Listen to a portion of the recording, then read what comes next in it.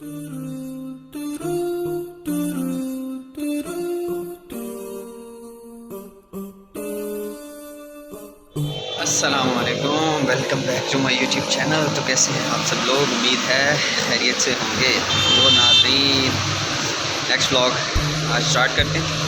तो आज का वेदर आपको दिखाता हूँ, चेक करें जी।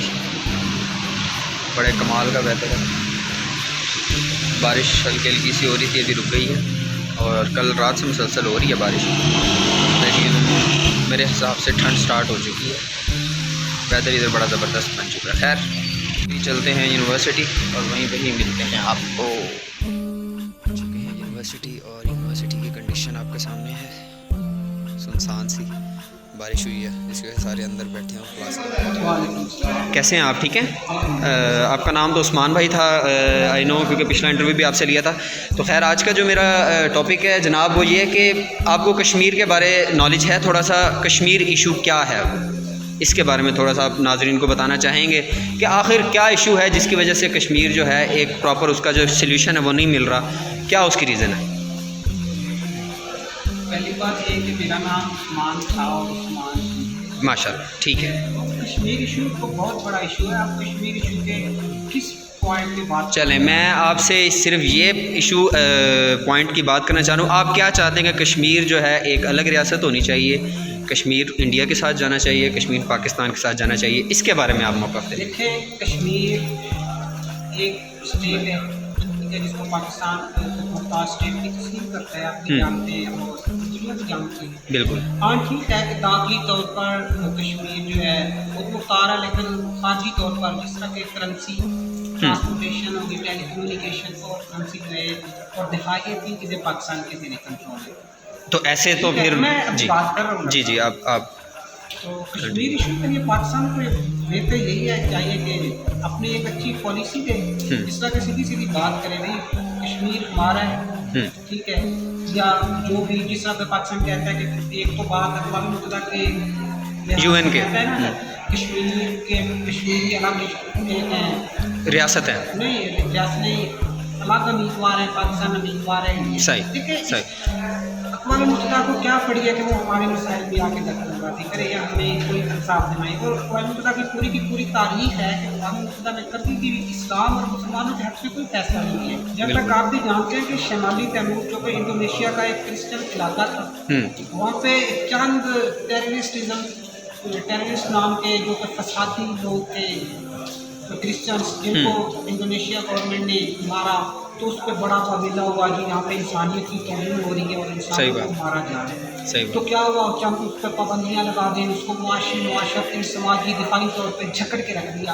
और क्या हुआ, जब वो बेचारा जकड़ा गया तो उसको हर लिहाज से उसको अपनी मनोमर्जी से मनोमंशा से अक़वाम मुत्तहिदा में वोटिंग करवाई और उसको अलग स्टेट बना दिया। ये चंद 2008 की बात है कि सूडान एक मुसलमान मुल्क था जो तरक्की के लिहाज से बहुत बड़ा मुल्क है।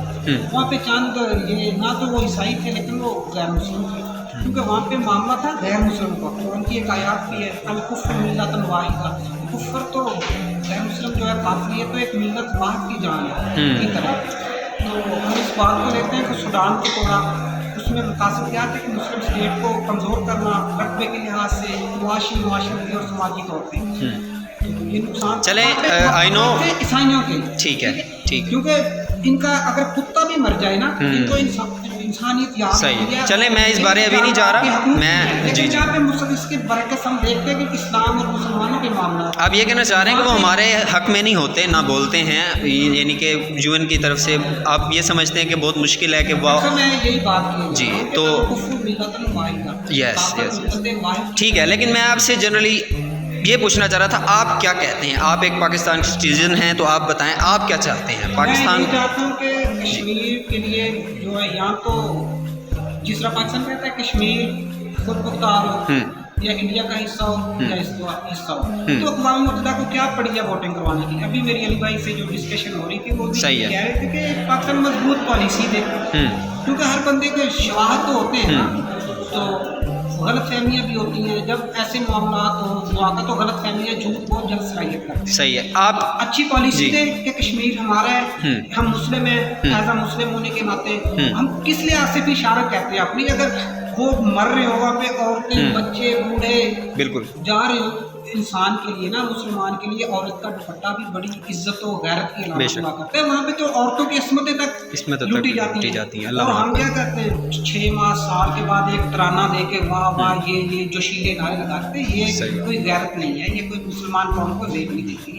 आप ये कहना चाह रहे हैं कि एक मजबूत पॉलिसी हो, उस पॉलिसी के साथ जो है ना कश्मीर पूरा पाकिस्तान के अंडर, पाकिस्तान के अंदर हो या कश्मीर खुद मुख्तार हो, आप यानी कि 2 पॉलिसी। अच्छा मैंने खून ना भाई, मैंने जी एक जी महफूज उम्मत हो। सही सही सही सही सही। चलें मैं भी बिल्कुल समझ गया हूँ। बिल्कुल आप पूरा मन तरीके से आप कहना चाह रहे हैं कि एक तरीका इस तरह का सोल्यूशन ना हो जाए। अगर अक़वाम मुत्तहिदा कभी नहीं हल करेगा इसके लिए जंग हाँ फाइनल जंग है और 3 हो चुकी हैं इससे पहले। आपको शायद इसका तारीख, क्योंकि मैं रात को पढ़ा मसाइल का हल नहीं होता। हाँ जुबैर भाई जी जी। और लेकिन जंग कोई मसाइल का हल नहीं होता, लेकिन मसाइल के हल के लिए जंग लाजमी है। ये बात बिल्कुल ये लाजमी है, क्योंकि अगर किसी चीज़ को हमने सीधी राह पे लेके आना तो उसके लिए कुछ कोई ना कोई इस तरह के हमें चीज़ें करनी पड़ेंगी ताकि जो है सोल्यूशन हमें मिल सके।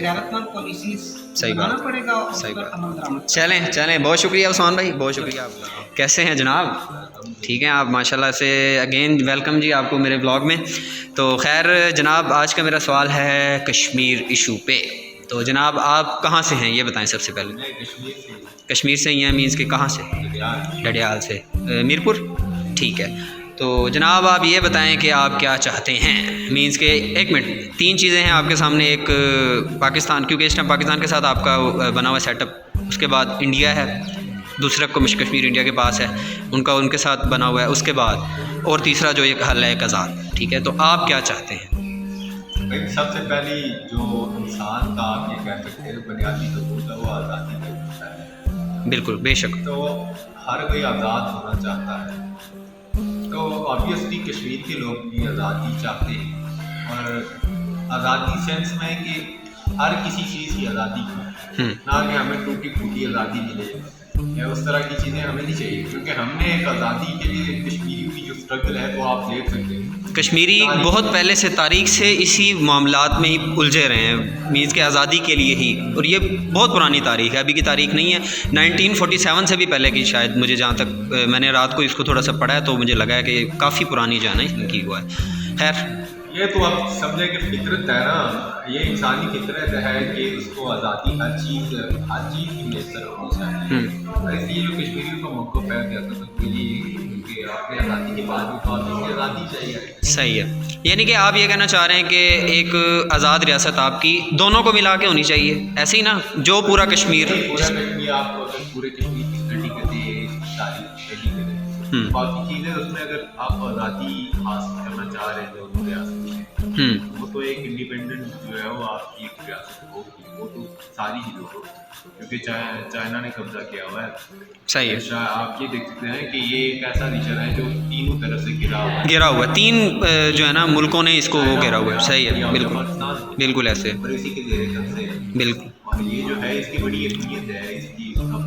मैं जी मैं यही आपसे पूछना चाह रहा हूँ कि आप ये कहना चाह रहे हैं कि अभी जो पाकिस्तान के पास जो यानी कि अभी अवेलेबल है हिस्सा, वो आज़ाद होना चाहिए पूरा प्रॉपर तुम्हारे तरीके से, या आप पूरी की बात कर रहे हैं? पूरी बात है, कश्मीरी जो है वो एक हिस्से के लिए नहीं लड़ रहे हैं, वो हाँ पूरे के लिए लड़ रहे हैं। तो ठीक है, तो इसका जो वाहिद हल है वो आप क्या कहते हैं कि रेफरेंडम हो, वोटिंग हो, या क्या इसका?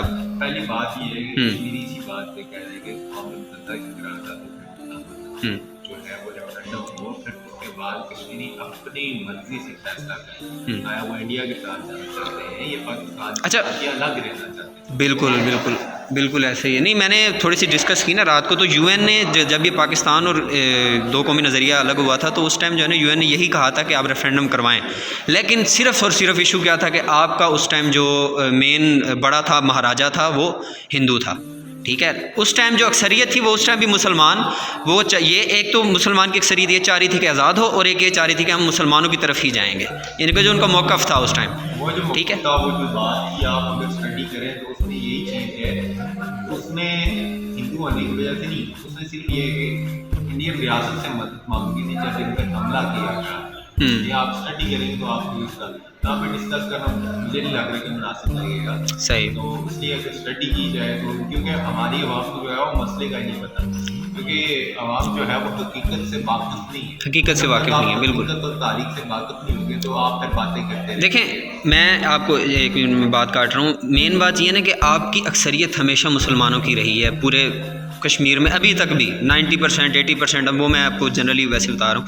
लेकिन आपको जो पहले 1947 से पहले की बात है, उसमें जितने भी हुक्मरान गुजरे ना, उसमें मोस्टली ज़्यादातर वो महाराजा या सिख या इस तरह के गुजरे हैं। यानी कि आप मुस्लिम उसमें अक्सरियत में वो हुक्मरान उस तरह का आपको नहीं मिला, जिसकी वजह से आपको काफ़ी प्रॉब्लम्स फेस करने पड़े। नहीं, अब अगर आप स्टडी करें ना, मैं इसलिए कह रहा हूँ कि वो बात करना यहाँ पर मुनासिब नहीं है, क्योंकि ये जो चीज़ें हैं वो अगर आप डिस्कस करेंगे तो लाग है, तो ऑब्वियसली वहाँ पर हम डिस्कस नहीं कर सकते। सही अब ये है कि अगर आप पूरी तारीख की तरफ देखें तो फिर उस पर हम एक तारीखी पस मंज़र बयान करेंगे, तो उसमें क्या चीज़ें थी और क्या बात सही है। वो चीज़ें। तो इस टाइम जो है आप चाहते हैं कि रेफरेंडम हो या क्या हो, बस ये मुझे फाइनल बात यही है कि आप इस टाइम क्या होना चाहिए? मिलेगी, इसलिए कश्मीर जो है वो स्ट्रगल इसी बेस पे कर रहे हैं। रेफरेंडम हो। अभी भी आप देखें वो जो आजकल जो प्रोटेस्ट हो रहे थे वो इसी बात पे हो रहे हैं ना कि भाई अब हमें बिल्कुल, हम अपना बिल्कुल फैसला खुद करें। बेशक बेशक बेशक। चलें, बहुत शुक्रिया, थैंक यू। लेक्चर्स हो चुके हैं तो अभी चलते हैं बस में और हॉस्टल की तरफ चलते हैं। हम पहुंच चुके हैं हॉस्टल, तो वहीं पे मिलते हैं। अपनी टॉक ऑफ नॉलेज जो है वो स्टार्ट करते हैं। आज की जो हदीस नंबर है वो है 52।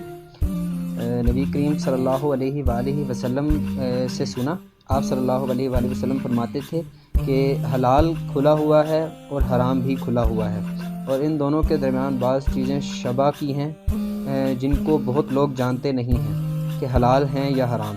फिर जो कोई शुबा की चीज़ों से भी बच गया उसने अपने दीन और इज़्ज़त को बचा लिया, और जो कोई इन शुबा की चीज़ों में पड़ गया उसी की मिसाल उस चरवाहे की है जो शाही महफूज चरागाह के आसपास अपने जानवरों को चराए।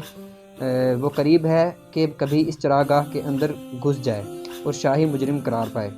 सुन लो, हर बादशाह की एक चरागाह होती है, अल्लाह की चरागाह इसकी ज़मीन पर हराम चीज़ें हैं, बस इनसे बचो। और सुन लो, बदन में एक गोश्त का टुकड़ा है, जिस पर वो दुरुस्त होगा सारा बदन दुरुस्त होगा, और जहाँ बिगड़ा सारा बदन बिगड़ गया। सुन लो, वो टुकड़ा आदमी का दिल है। तो नाज़रीन, कैसी लगी आज की हदीस? उम्मीद है बहुत कुछ सीखने को मिला होगा। तो इसी चैनल के जो लिंक्स है मुझे डिस्क्रिप्शन बॉक्स में देता हूँ, वहाँ भी जाएं, आपको बहुत कुछ सीखने को मिलेगा। तो मुझे दीजिए इजाज़त, मिलते हैं आपको कल। अल्लाह हाफ़िज़।